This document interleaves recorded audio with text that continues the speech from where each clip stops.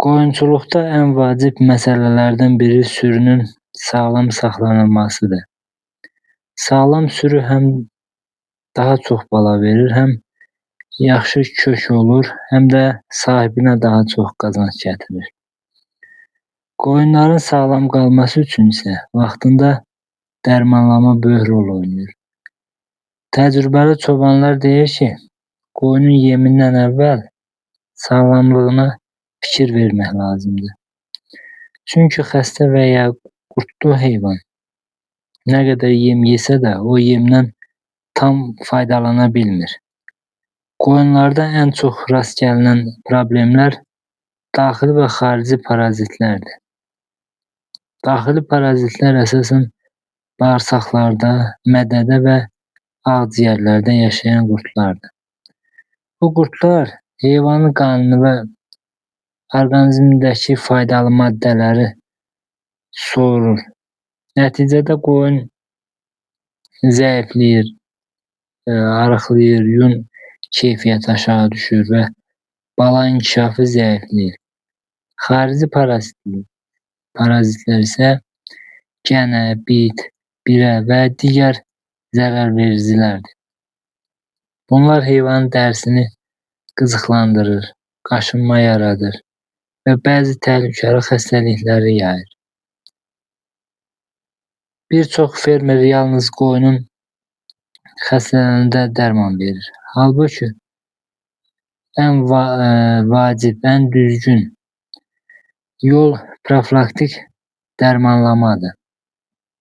Yəni xəstəlik yaranmadan əvvəl tədbir görmək lazımdır. Bu həm ucuz başa gəlir, həm də sürünü böyük itkilərdən qoruyur. Adətən qoyunlara ildə 2 əsas qurd dərmanı verilməlidir. Birinci dərmanlama yaz aylarında edilir. Yazda qoyunlar qışdan çıxır və otlağa getməyə hazırlaşır. Bu vaxt verilən dərman heyvanın bədənində qalan qurdları təmizləyir və yay mövsümünə daha güclü başlamasına kömək edir. İkinci əsas dərmanlama isə payızda edilir. Yay otlaqlarında qoyunlar müxtəlif parazitlərə yoluxur. Payız dərmanlaması həmin parazitlərin təmizlənməsi üçün çox vacibdir. Ən çox istifadə olunan preparatlardan biri albendazol dərmanıdır. Bu preparat bağırsaq qurdlarına qarşı geniş istifadə edilir. Digər məşhur preparat ivermestindir. Həm daxili qurdlara, həm də bəzi xarici parazitlərə qarşı təsirlidir. Bəzi bölgələrdə qaraciyər qurdu problemi çox olduğuna görə preparatdan da istifadə edilir. Dərmanlama zamanı ən vacib məsələlərdən biri dozanın düzgün hesablanmasıdır. Qoyunun çəkisinə uyğun olmayan dərman heyvana zərər verə bilər. Az verilən dərman qurdları tam öldürmür və zamanla parazitlər həmin dərmana öyrəşir. Bu isə gələcəkdə müalicəni çətinləşdirir. Ona görə peşəkar fermerlər sürünü qruplara ayıraraq dərmanlayırlar. Quzular, ana qoyunlar və qoçlar ayrı şəkildə dərmanlanır. Boğaz qoyunların dərmanlamasına xüsusi diqqət lazımdır. Çünki bəzi preparatlar bala üçün təhlükəli ola bilər. Buna görə boğaz heyvanlara yalnız uyğun preparatlar və düzgün vaxtında verilməlidir. Bala verəcək qoyun sağlam olarsa, doğulan quzu da güclü və sağlam doğular. Quzuların dərmanlaması da çox vacibdir. Balaca quzuların immun sistemi zəif olduğu üçün parazitlər onları daha tez zəiflədir.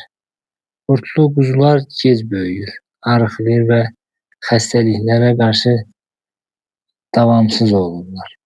Ona görə quzular müəyyən yaşa çatandan sonra mütləq profilaktik dərman verilməlidir. Xarici parazitlərə qarşı mübarizə də sürünün sağlamlığı üçün böyük əhəmiyyət daşıyır. Xüsusilə yaz və yay aylarında gənələr çoxalır. Gənə yalnız qan sovurmur, həm də müxtəlif xəstəliklər yayır. Qoyun davamlı qaşınır, narahat olur və otlama zəifləyir. Bunun qarşısını almaq üçün xüsusi vannalar, yəni qoyunları çimizdirmə lazımdır.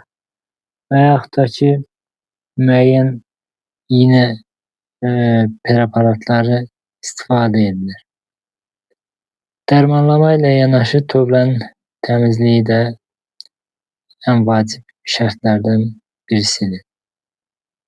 Çirkli və rütubətli şəraitdə parazitlər daha sürətlə yayılır.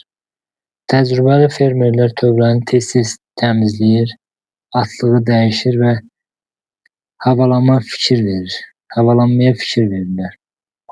Çünki yalnız dərman verməklə deyil, təmizlikdə xəstəliklərin qarşısını almaq mümkündür. Qoyunçuluqda bəzi insanlar dərmanı qənaət etmək üçün az istifadə edir. Amma bu sonradan daha böyük ziyana səbəb olur. Xəstə sürüdə ölüm artır. Heyvan kök qalmır, yəni zəifləyir, arıqlayır.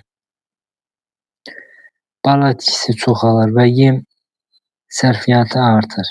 Sağlam sürüdə isə heyvan daha tez böyüyür, ət və süd məhsuldarlığı artır. Təcrübəli çobanlar qoyunun vəziyyətinə baxaraq bir çox problemi əvvəlcədən hiss edə bilirlər. Məsələn,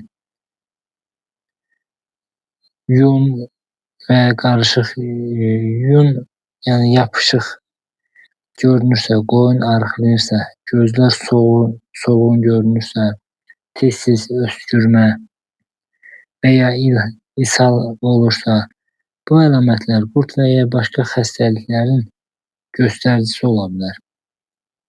Sürüdə bir heyvan xəstələnəndə bəzən xəstəlik digərlərinə də yayılır. Buna görə xəstə heyvan vaxtında ayrılmalı və müalicə edilməlidir. Əks halda bütün sürü zərər görə bilər. Qoyunçuluqda qazanc yalnız heyvan sayından asılı deyil. Əsas məsələ sürünün sağlam olmasıdır. Sağlam qoyun daha çox yaşayır, daha yaxşı bala verir və sahibinə daha çox gəlir gətirir. Buna görə peşəkar qoyunçular dərmanlama xərc kimi yox, gələcəyə qoyulan yatırım kimi baxırlar. Yaxşı baxılan və vaxtında dərmanlanan sürü həm görünüşü ilə seçilir, həm də məhsuldarlığı ilə fərqlənir. Belə sürüdə qoyunlar daha canlı olur, otlama yaxşı gedir, quzular sürətlə böyüyür və